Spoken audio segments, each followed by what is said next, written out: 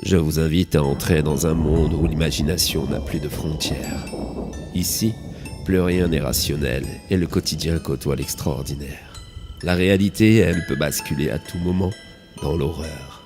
Les émotions s'entremêlent entre la peur, la tristesse et la joie. Dans cet endroit, vous allez vibrer. Vous allez ressentir beaucoup d'émotions.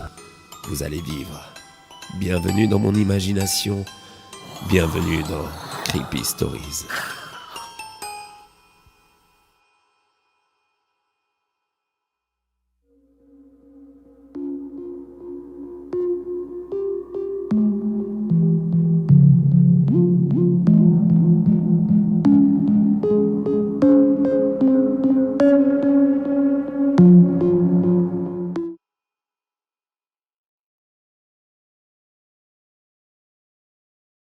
L'histoire qui suit est une fiction, mais elle pourrait malheureusement très bien devenir réalité. Elle dénonce une nouvelle folie qui circule chez nos adolescents et qui pourrait, une fois de plus, avoir des conséquences dramatiques. Bien sûr, je ne cautionne en aucun cas cette pratique. Je la condamne et je demande aux enfants de ne pas le faire. Ce challenge de la folie. Cette vidéo a surtout un but préventif.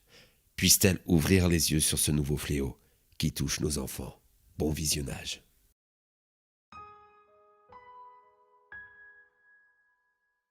Vous savez à quoi on reconnaît le fait que, indéniablement, nous humains, nous courons à notre perte? C'est quand nos enfants renoncent à leur innocence. Comme l'a fait Thomas, mon fils de 12 ans. C'est un âge où l'on quitte l'enfance pour rentrer timidement dans l'adolescence. La rentrée au collège avec son cortège de chamboulements, dans une époque instable, faite de pandémies, d'obligations et de privations. C'est compliqué, vous savez. Qu'a-t-on volé à nos enfants pendant ces dernières années? Combien a-t-on créé de phobies scolaires? Et ce harcèlement sur Internet ou dans les établissements? Et que doit-on penser de ces envies suicidaires qui sont constamment en hausse chez eux? Combien de victimes finalement a fait cette époque dingue? Vous savez, je repense souvent à mon adolescence. Dans les années 80, tout était plus simple, tout était plus sain. Et finalement, je me demande souvent aussi comment on en est arrivé là. Thomas était un adolescent timide, réservé, un peu geek, un peu intello, mais qui semblait relativement bien dans sa peau. Du moins, c'est ce que je pensais. Sa mère et moi nous sommes séparés, mais nous nous entendons très bien. Et Thomas semblait à l'aise dans le système de garde alterné. Peut-être qu'il ne l'était pas vraiment. Qui sait? J'ai essayé de comprendre. J'ai interrogé ses professeurs, ses camarades de classe, pour trouver la raison, le pourquoi de son geste. Alors que finalement j'avais la réponse devant mes yeux. Sur son bureau, dans sa chambre. Ce tube vide. Fini. J'ai compris en interrogeant les gens qui le côtoyaient que Thomas n'était pas proprement parlé une personne influente dans son collège. Non, il était de ces élèves fantômes que l'on ne voit pas, auxquels on ne s'intéresse pas, et qui cherchaient désespérément un peu de reconnaissance, un peu d'empathie. Je ne sais pas du coup comment lui est venue cette idée pour gagner la sympathie des autres, ni comment elle a pu d'ailleurs germer dans l'esprit d'une tierce personne. Je ne sais pas non plus qui a commencé à la partager, à lui donner une importance aussi grave, notamment sur les réseaux sociaux. Je ne sais pas comment personne n'a eu l'idée de prévenir, de dire que tout ceci était grave. Mais de son voisin de classe, je sais qu'il y a quelques semaines, Thomas, en cours de récréation, a clamé haut et fort qu'il allait débuter le Labello Challenge. Je n'en connaissais même pas l'existence. Je ne savais même pas ce que cela pouvait vouloir dire. Mais dès lors que mon fils a pris cette décision, il a réussi son pari. Celui de devenir populaire comme il ne l'avait jamais été. Tout le monde semblait d'un coup s'intéresser à lui. Il faut dire que celui qui ose faire ce défi fait preuve d'un immense courage. Ou plutôt, il faut bien être honnête, d'une immense bêtise. Cet hiver, donc, Thomas m'a demandé de lui acheter ce tube de labello, prétextant qu'il avait les lèvres gercées. En paiement, je me suis exécuté, ignorant que je lui donnais là, à cet instant précis, l'objet qui allait le condamner. C'est comme si j'avais mis la balle dans le pistolet braqué sur sa tempe. Et le labello challenge a pu commencer. Chaque jour, Thomas passait ce petit stick sur ses lèvres, en exagérant, en mettant beaucoup trop, afin de prouver aux élèves du collège qu'il s'en servait quotidiennement. Il gardait aussi comme trophée son tube dans sa poche, et tous les matins à la première récréation, il exhibait ce dernier, devant ses camarades médusés. En quelques semaines, mon fils avait brisé son anonymat, sa transparence, pour devenir une sorte de héros des temps modernes. Il était admiré. Ses amis m'ont même rapporté qu'il avait réussi à attirer les faveurs de la plus jolie fille de 6e du collège. C'est vous dire l'impact de ce challenge sur nos ados fragilisés. Chaque jour, mon fils récoltait ces petits moments de gloire, qui n'avaient de cesse de prendre de l'ampleur au fur et à mesure que son labello diminuait. Car oui, c'est bien de là que résidait son exploit. S'en servir chaque jour, montrer que celui-ci était de plus en plus petit, jusqu'à ce qu'il soit fini. Ce jour-là, c'était vendredi il y a 3 semaines. Le jour où Thomas a dû être adulé. Le jour où il a exhibé son tube de labello, vide. Le jour où tous les autres ont dû être admiratifs de son courage et de sa détermination. Je me demande combien d'entre eux y ont cru vraiment. Combien se sont dit qu'il allait se dégonfler. Ce jour-là, j'étais rentré plus tôt du bureau. Je bossais vite fait sur la finition d'un projet, le nez rivé sur l'écran de mon PC. Thomas est rentré du collège.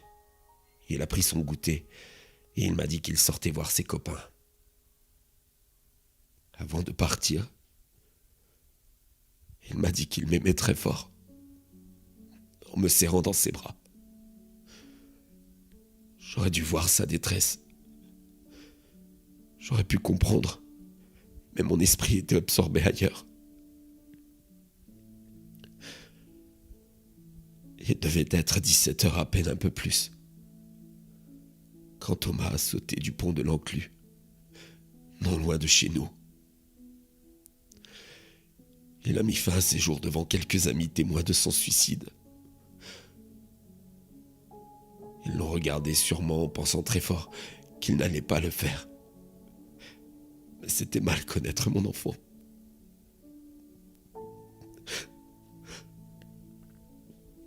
La chute de plusieurs mètres l'a tué sur le coup. Le labello challenge faisait sa première victime.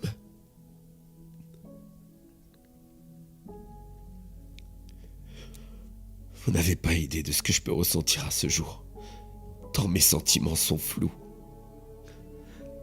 La tristesse profonde fait parfois place à une colère, mais aussi à cette terrible culpabilité de n'avoir rien vu arriver.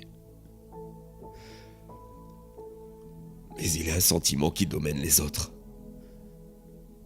L'incompréhension.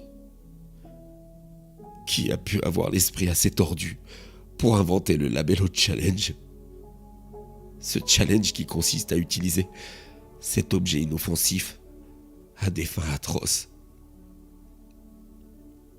Il existe 2 variantes. Une qui consiste à se frotter une plaie afin d'empêcher celle-ci de cicatriser, qui est déjà tellement idiot. Mais la version ultime, elle consiste à se suicider le jour où le labello se termine. C'est cette version que Thomas a fait. Jusqu'au bout.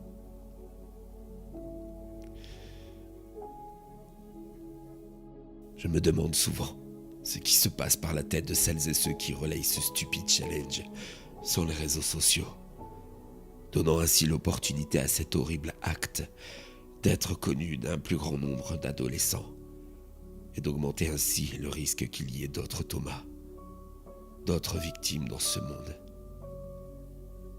Cette incompréhension qui m'obsède.